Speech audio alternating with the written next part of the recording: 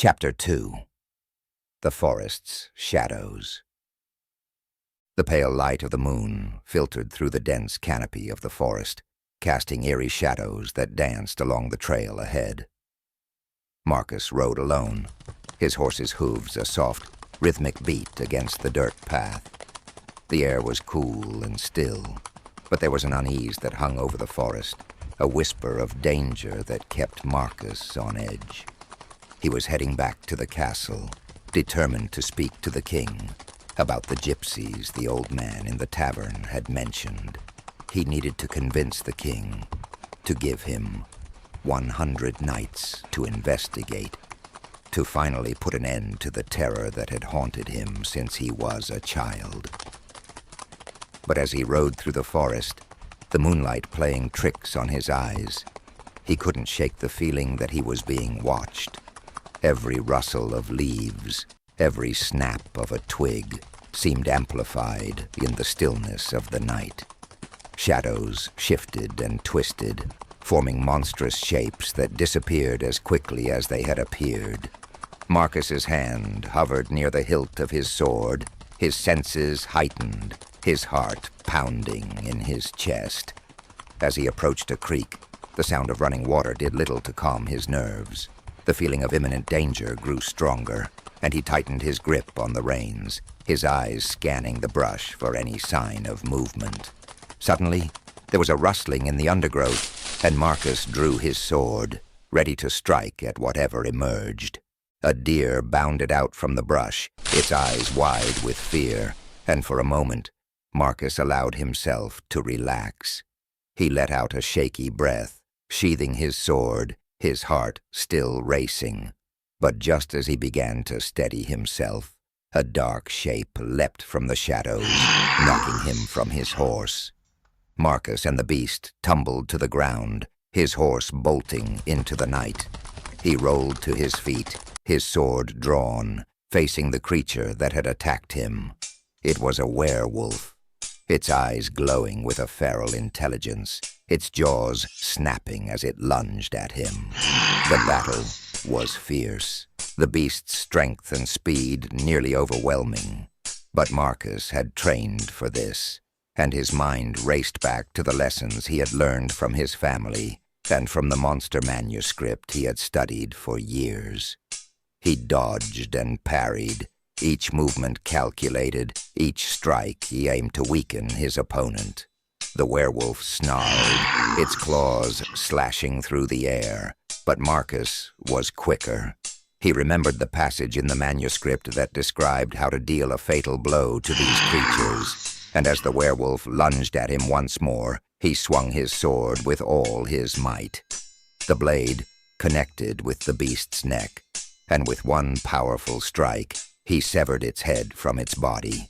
The werewolf's lifeless form crumpled to the ground, and as Markus watched, it began to transform back into its human shape. Markus's heart sank as he recognized the old man from the tavern, his face now peaceful in death. A wave of realization washed over him. The gypsy werewolves knew who he was, and they were ready to finish the job they had started so many years ago. He sheathed his sword and took a moment to catch his breath, his mind racing with thoughts of what this meant. The journey ahead was fraught with danger, but he knew he couldn't turn back now. He needed to find his horse and continue on to the castle. After a brief search, Markus found his horse grazing a short distance away, still skittish from the encounter. He calmed the animal and mounted up, urging it forward along the trail. The ride to the castle was tense, every shadow and sound keeping him on high alert. When he finally arrived at the castle gates, the first light of dawn was breaking over the horizon. The guards recognized him and let him pass, and he made his way to the stables to tend to his horse before heading inside. His thoughts were consumed by the battle he had just fought and what it meant for his mission. As he entered the castle, he was greeted by Sir Aldrich, his mentor and father figure. The older knight's stern face softened as he saw Markus approach, and he clapped a hand on his shoulder. "Markus, it's good to see you," Sir Aldrich said. "What brings you back to the castle at this hour?" Markus took a deep breath, steadying himself before he spoke. "I have news, Sir Aldrich. On my journey, I encountered a werewolf.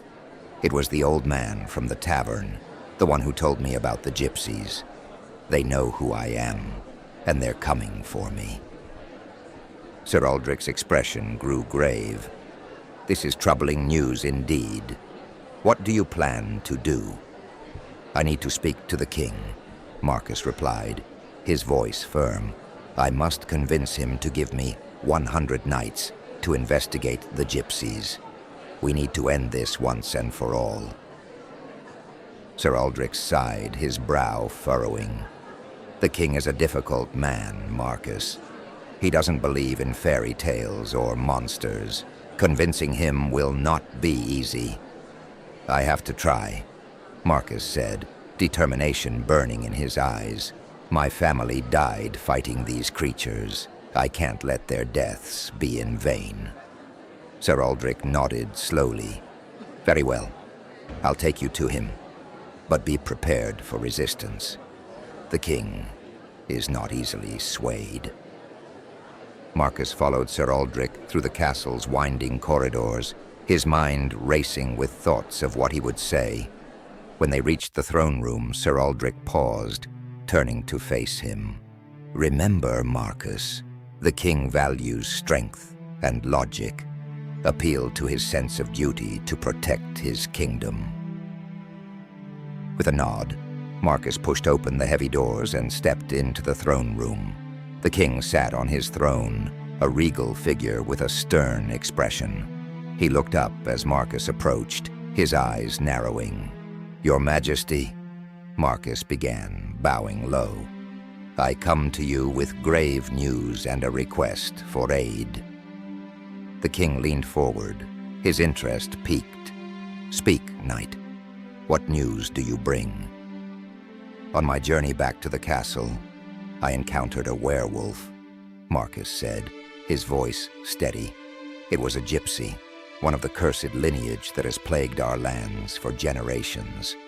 They know who I am, and they are coming for me. I ask for 100 knights to investigate and eliminate this threat once and for all." The king's expression darkened. "Werewolves, you say? Gypsies? These are tales for children, Markus. Why should I believe such nonsense?" Markus took a deep breath, his mind racing for the right words. "Your Majesty, my family were monster hunters. We protected this village and many others from creatures of the night. I have seen these beasts with my own eyes, and I fought one just last night. The danger is real, and it threatens your kingdom. If we do not act, more lives will be lost." The king sat back, his gaze piercing. "You ask for a significant number of my knights, Markus. This is not a request I can grant lightly. What proof do you have of this threat?" Markus clenched his fists, frustration boiling within him. "I have the body of the werewolf I killed. It lies in the forest, not far from here. If you send men to retrieve it, you will see for yourself the truth of my words."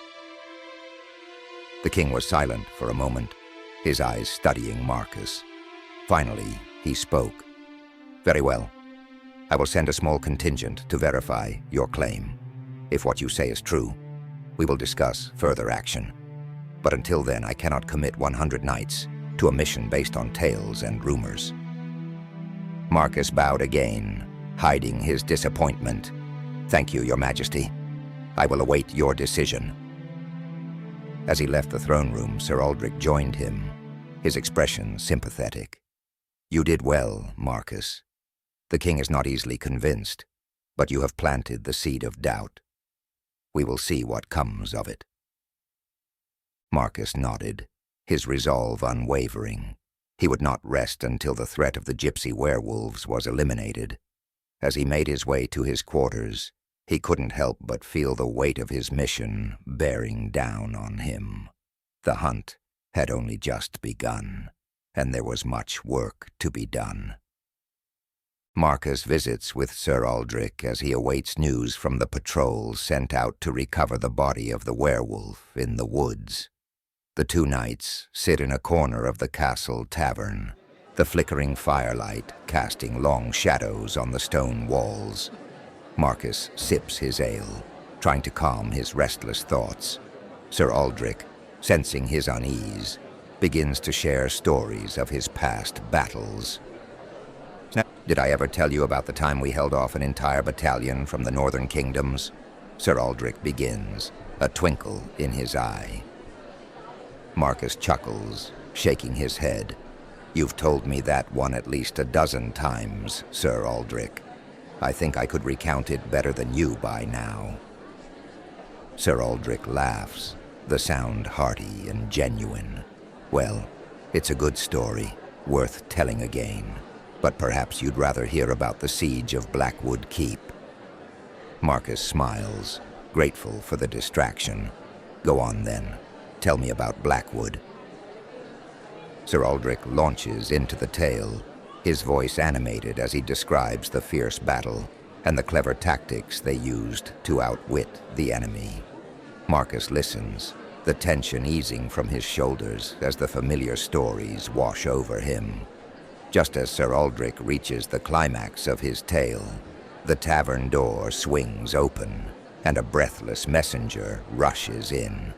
"Sir Aldrich, Sir Markus, you are summoned to court immediately," the messenger announces, his eyes wide with urgency. Markus and Sir Aldrich exchange a glance, the mood instantly sobering. They quickly finish their drinks and follow the messenger back to the castle. When they arrive at the throne room, Markus's heart sinks at the sight of a body lying under a tarp in the center of the room. The king stands nearby, his expression stern. "Markus," the king says, his voice echoing in the hall, "we have recovered the body you spoke of. Let us see this werewolf you claimed to have slain." At a nod from the king, a guard steps forward and pulls back the tarp, revealing the human form of the old man from the tavern. Gasps and murmurs ripple through the assembled court. The king's eyes flash with anger. "Explain yourself, Markus. Why did you kill this old man?" Markus steps forward, his heart pounding. "Your Majesty, this man was a werewolf. He attacked me in the forest. They can transform back into human form upon death." The court erupts in whispers and laughter. One nobleman snickers. "Startled by an old man in the forest, were you, Markus, and decided to kill him for it?" Another courtier chimes in. Perhaps it was dark, and Markus's eyes played tricks on him. We all know how the shadows can deceive. Markus clenches his fists, struggling to keep his composure. "Your Majesty, I am not mistaken. I have studied these creatures my entire life. The threat is real." The king's expression remains hard. "Enough. I will not have my knights chasing after fairy tales and phantoms. Your request for additional men is denied. For wasting my time, you will serve night watch duty on the castle walls." Dejection washes over Markus as the king dismisses him. He bows and exits the throne room with Sir Aldrich at his side. As they walk back to their quarters, Sir Aldrich places a reassuring hand on Markus's shoulder. "Do not lose heart, Markus. The king may not believe you, but there are those who will." Markus nods, his mind already working on a new plan. "We need to find men who will volunteer to go with us. There must be some who are willing to fight." They return to the tavern, the lively atmosphere a stark contrast to the somber mood in the throne room. Sir Aldrich orders drinks, and they begin to spread the word of their mission. "Listen up, everyone," Sir Aldrich calls out, gaining the attention of the patrons. "We seek volunteers for a dangerous mission.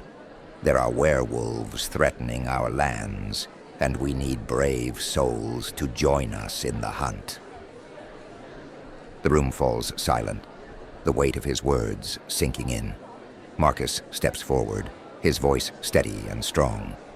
"I know many of you do not believe in such creatures, but I assure you, the threat is real.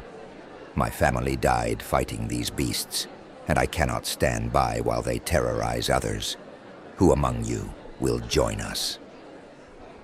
There is a moment of hesitation before a few men step forward, their expressions determined. One by one, others join them, until a small group of volunteers stands before Markus and Sir Aldrich. "Thank you," Markus says, his heart swelling with gratitude. "Together, we will face this threat and protect our people." As the volunteers gather around, Markus feels a renewed sense of purpose. The hunt for the gypsy werewolves has only just begun, but with these men by his side, he knows they stand a chance. The night is dark, but dawn is on the horizon, and Markus is ready to face whatever comes.